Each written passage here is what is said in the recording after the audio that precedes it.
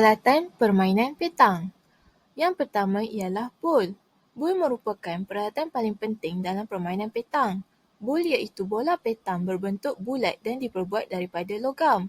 Bol mempunyai garis pusat antara 70.55 mm hingga 80 mm dan beratnya adalah 650 gram hingga 800 gram. Bol mempunyai jenama yang tertentu, angka penunjuk berat dan nombor siri tertera padanya. Dalam pertandingan, bol yang digunakan mestilah bol yang diluluskan oleh Persekutuan Petang Kebangsaan. Peralatan yang kedua ialah jet. Jet berbentuk bulat dan diperbuat daripada kayu keras atau bahan sintetik.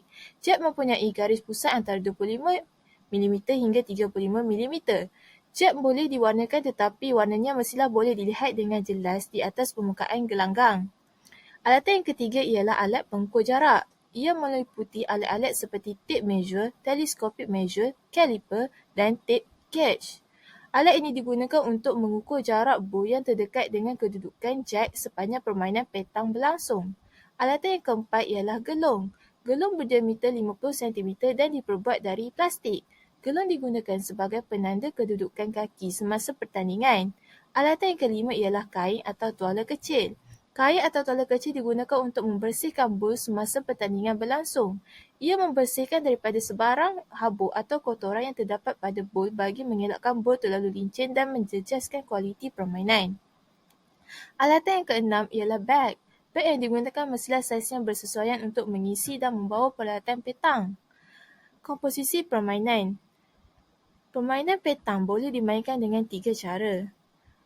Cara yang pertama ialah triples, iaitu 3 pemain melawan 3 pemain. Setiap pemain akan menggunakan 2 bol setiap seorang. Komposisi yang kedua ialah doubles. Ianya perlawanan secara beregu. 2 pemain melawan 2 pemain. Untuk permainan doubles, setiap pemain akan menggunakan 3 bol bagi setiap seorang. Komposisi yang ketiga ialah single. Perlawanan kategori single melibatkan 2 orang pemain yang melawan satu sama lain. 1 pemain melawan 1 pemain. Dalam perlawanan kategori ini, setiap pemain dapat menggunakan 3 bol sepanjang perlawanan. Created using Powtoon.